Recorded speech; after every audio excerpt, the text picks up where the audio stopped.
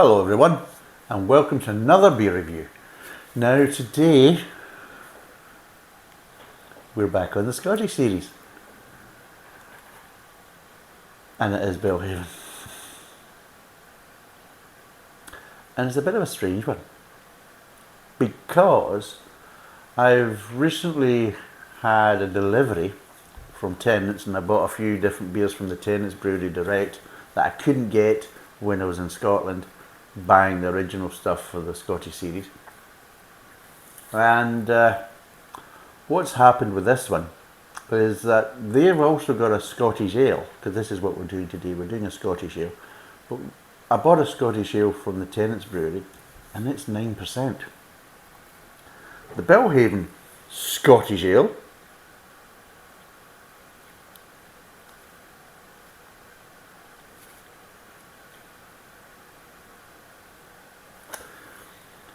is 5.2%. Apparently it's rich, nutty, smooth. Well, I'm going to say that describes the average drinker of Belhaven beers. The drinker that actually enjoys the Belhaven beers and puts them on that little pedestal, because you've got to be rich to afford to buy Belhaven beers. You've got to be absolutely fucking nuts to drink it. And yes, you've got to be smooth. You know, that type of thing. But anyway, what does it say on the back? I'm sure there'll be some spiel nonsense, whatever. Our signature Scottish ale is the beer we've brewed the longest and is our best selling bottle worldwide. We brew it from 100% Scottish. I can't even read that.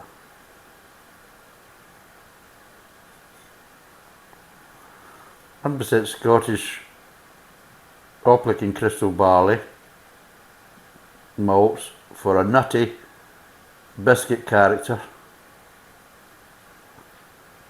Fucking biscuit, seriously, fucking arseholes.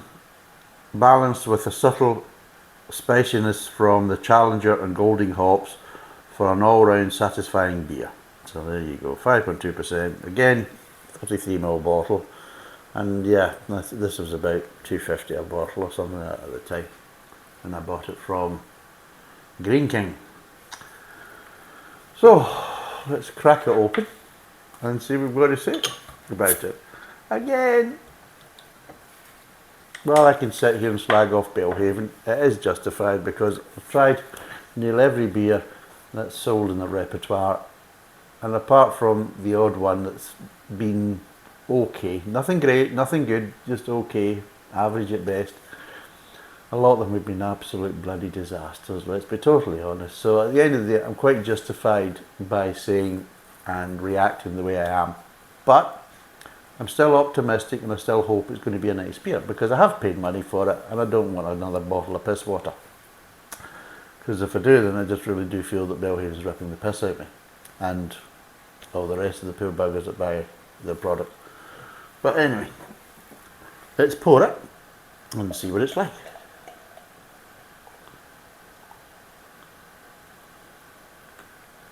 Right. Hopefully this will be nice. It's the right colour. It's a better colour. I like this colour better for beers. I don't know why. Other people know what I mean by this. Darker beers, you usually get a better chance of getting a better beer with a darker beer. There's a lot of lighter coloured beers that are just utter shit, and there's a lot of them. But anyway, let's see what it smells like. Just for the I keep forgetting this. For the podcast viewers, it's a kind of slightly copperish brown ale with a one finger head, slightly off white, not fully tan, but definitely not white, so it's slightly off white. Smell?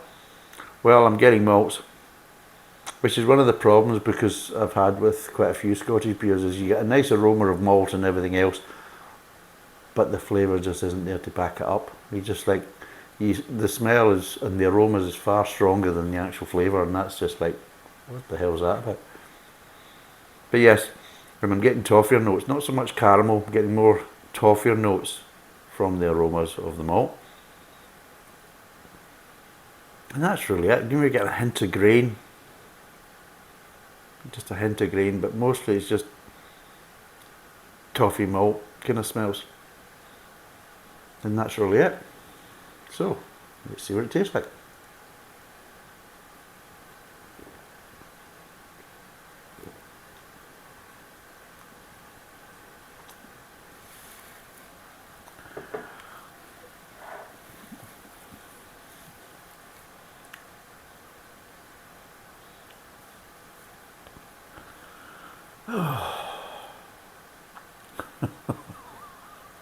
Fuck the cheese. Right, I'm going to refrain from commenting at the moment because it started off quite well, but it didn't finish particularly well. But that might just be my mouth getting acclimatised. So what I'll do is I'll have another couple of sips and have a little chat with you while I'm doing it, and we'll see where it goes. Hopefully it will get better as my mouth gets acclimatised to it. But yeah, the aftertaste is the weakest point at this precise moment. Hopefully that will get better. But I feel over the years of trying kind of Scottish beers, because obviously I lived outside of the UK for quite a period, so I hadn't been near Scottish beers for a long time, and over 10 years. So coming back to it, I'm quite kind of disappointed with the state of what we call the more traditional Scottish beers. Yeah, there's plenty of kind of craft beers firing out whatever fanciful piss they want to kind of fire out, which is great and wonderful.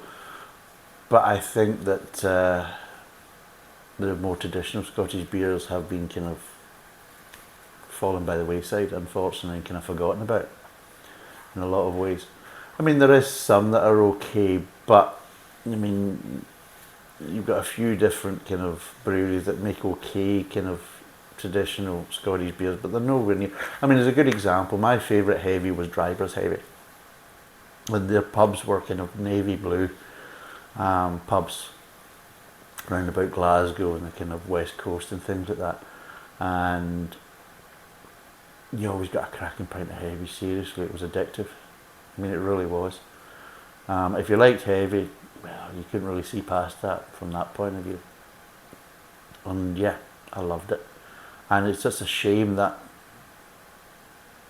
that beer was lost with all the kind of pissing about with buying over breweries and shutting them down. Why the hell would you shut them down when they've got such a good product? And why would you ignore that product and not want to continue it? It just makes you wonder that, what the fuck? You don't know anything about brewing. And you certainly don't give a shit about your customers either. So when you lose really good quality beers like that, and it's replaced with utter piss water, and especially nowadays, it's just really saddening from that point of view. And I just would like to have I mean, that's what I'm probably more looking for. I just like a good standard heavy, a good quality heavy that's kind of closer to the vein of what Dryburgh's was firing out, that type of stuff. You're not asking for much. You're not asking for the world. You're not asking for something that's unobtainable or things like that. But for some strange reason, they either want to try and overdo it and, oh, look at this is a fabulous one because we've done this and that to it. And you're thinking, Jesus God, it's in your face, and you're thinking, you've lost the kind of drinkability. Yes, you maybe packed it full of flavours and it's busy as fuck and everything else, and it's very complicated, and oh, aren't we so wonderful? And you're thinking, no, you aren't, because heavy's supposed to be, you know, a good standard traditional heavy's supposed to be sessionable. It's like the Scottish equivalent of a good bitter from that point of view. But it's just not there. And then of course you get the ones that are more sessionable, but they're weak as water. You just, you know, it's like there's just the flavour isn't there, the intensity isn't there. So it's got the sessionability, but it just hasn't got the flavours that you just don't want to go back for another drink, you know, from that point of view. So let's see what this is like now.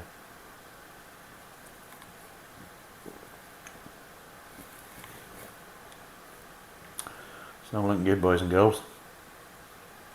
What the fuck is going on with that bloody aftertaste?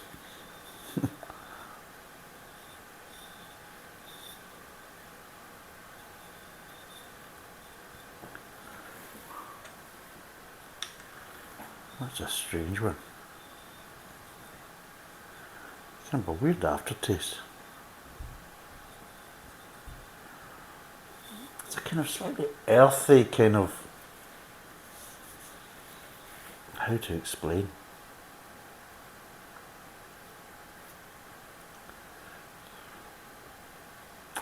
It's like an earthiness meets a kind of a rusty cast iron downpipe. And for anybody outside the UK, a downpipe is the pipe that basically carries the water from your guttering down to the ground, where it's either spills out in the ground or goes down some sort of kind of a underground pipe work or soak away, you know, from that point of view. But yeah.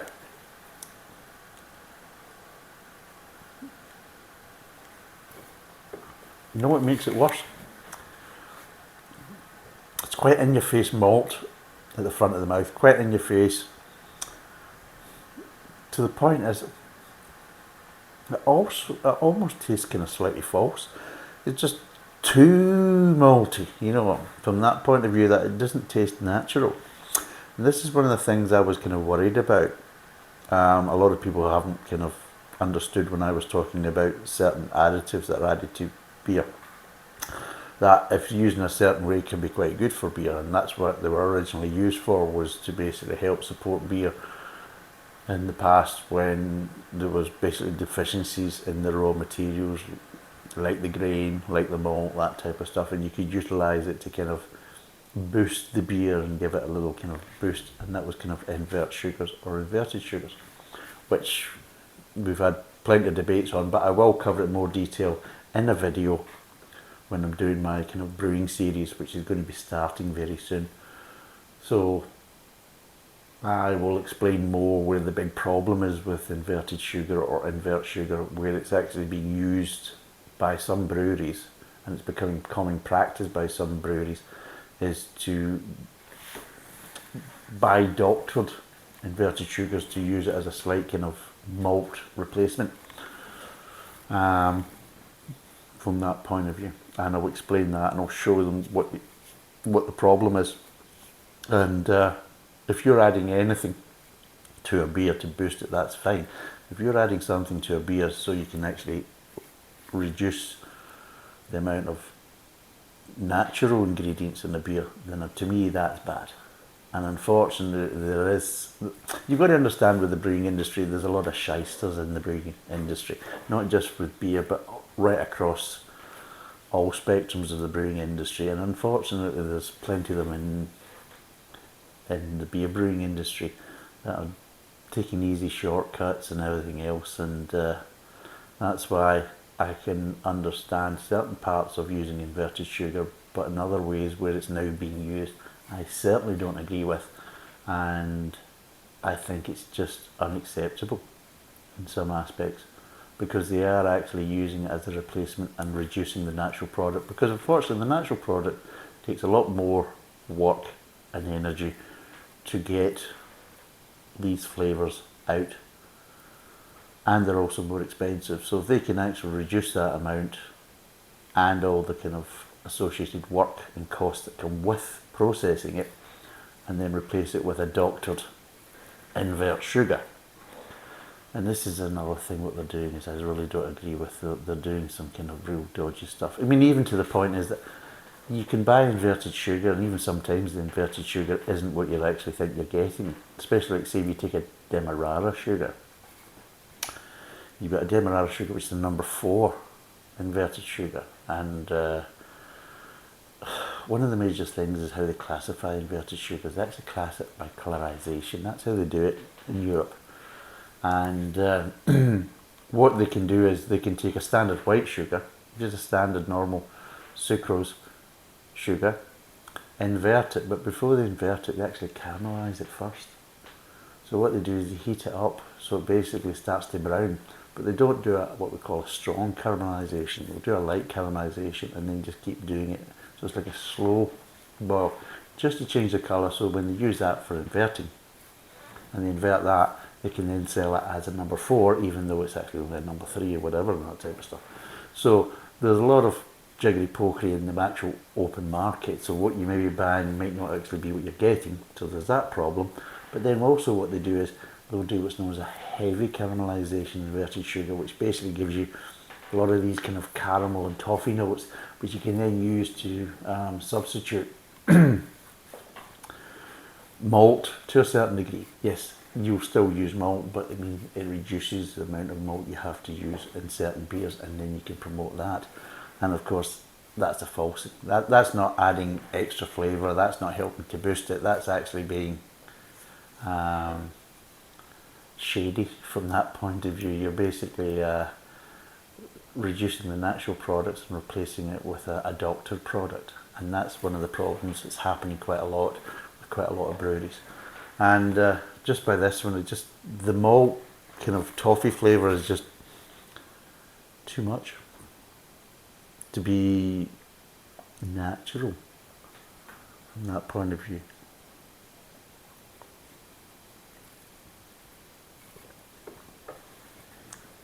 That aftertaste, fucking hell. Right, let's break down the flavours. What you're doing is you're getting this really over-accentuated kind of toffee flavouring, really over-accentuated toffee flavouring at the start of the mouth. But you also get this sweetness, but the two of them don't seem to be linked. Normally it's the case as though you get, malty flavours at the start of the mouth, and you also get some sort of sweetness that's connected, and depending on the kind of malt and everything else, depending on the level of sweetness and things like that. And that's what they do. The two of them are kind of linked. Unfortunately, you have this kind of sweetness that seems to be completely disconnected from this really intense toffee kind of malty flavour, and alarm bells are ringing to me that does not taste natural. And then you get the little hints of grain there as well, but the grain's really taking a back seat, which is again got me alarm bells ringing, because usually you get the kind of, I think the tri flavours at the start of a beer is you'll get malt, you'll get grain, and you'll get some form of sweetness. Again, level of sweetness all depends on what kind of malt you're using and things like that. But the three of them are kind of all kind of interlinked. That's why people kind of mistake it for this kind of biscuity flavour, which is all bollocks.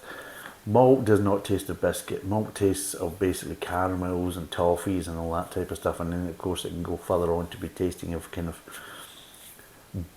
bitterness and that type of stuff. So you can start getting slight chocolatey flavours, hints of coffee and that type of stuff, because it's been roasted so much that you're starting to get this kind of bitterness, this kind of slightly molasses kind of flavourings and things like that. But with this, it just does not seem to be connected, which makes me think that the reason why it feels not connected, because it isn't, and that makes me kind of feel that there's something false in it. Then you move on to the kind of mid-tongue. Now, this is the strange, but this is where you start getting little hints of earthiness, which is kind of unusual.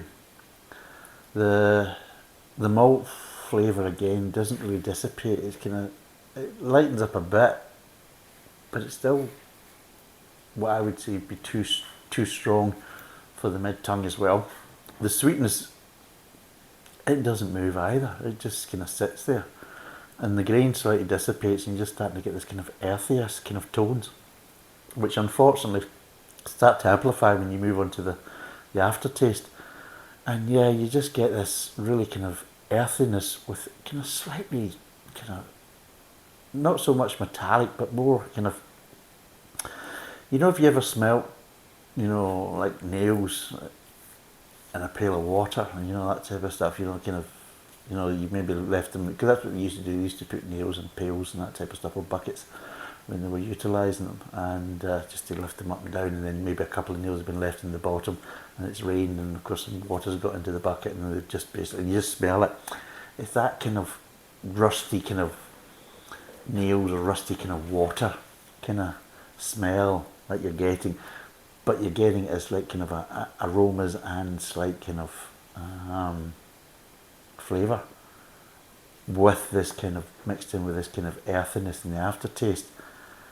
So there's no bitterness, there's just this, that's the kind of two main flavours in the aftertaste, and it's just really quite off. So you've got the kind of over accentuated kind of toffee flavours in the front of the mouth and the mid tongue, and then you have this really kind of unconnected kind of aftertaste, and it just does not feel cohesive in any way. And either they've really made an arse of brewing this, but I don't think they have. I don't think they made an arse of brewing this. I think they've been basically swapping out some ingredients or pissing about with some ingredients, and that's the problem when you're adding stuff that isn't really natural, because what are you really adding from that point of view? And while I don't mind brewing sugars and inverted sugars for what we call more justifiable and normal reasons, if you're utilising it to kind of replace good quality natural ingredients, or to reduce the amount of good quality natural ingredients that are used in the beer, then alarm bells are ringing. That's not a good thing. That's not a good trend to go down from that point of view. No, it's just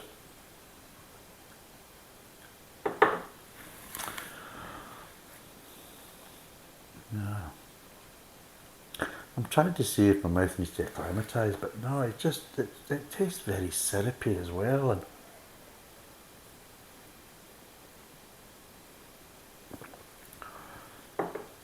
yeah, it's a bit as natural as a toffee apple. Now I don't know what they're like in any other place in the world, but you used to go to the shows or the fair in the UK and you got a toffee apple. Yeah, well, it's just dyed kind of crispy sugar.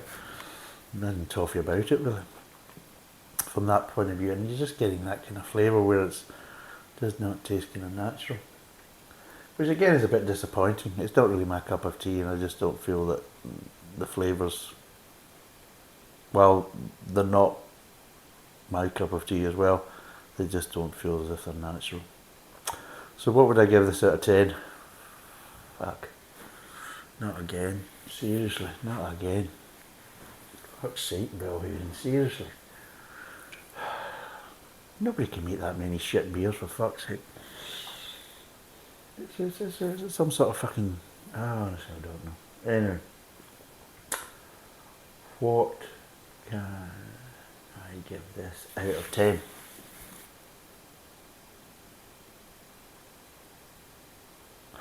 I can give this 4 out of 10. Give this 4 out of 10. But would I recommend it? No. If you want to give it a go and see what it's like. And I'm probably sure I'll get comments saying that, oh, I've tried this and it's wonderful and it's great. Well, that's brilliant, but for me, my alarm bells are ringing. I don't feel this is 100% natural in any way, shape or form. Something's going on. And the flavours, they're just, the intensities are all over the place. They're just, you know, it just does not mimic natural ingredients, how they would basically be in a beer, unless the recipe is just so off, which I don't think, because even with natural ingredients you just would not get flavours to that intensity without being connected to other flavours. You just wouldn't get that. They're just disjointed and not connected. So yeah, 4 out of 10. It's just over a couple of quid a bottle. It's 330 millilitres. It's 5.2%. 4 out of 10. Try it if you want, but I wouldn't recommend it. Thanks for watching. Cheers. Bye for now.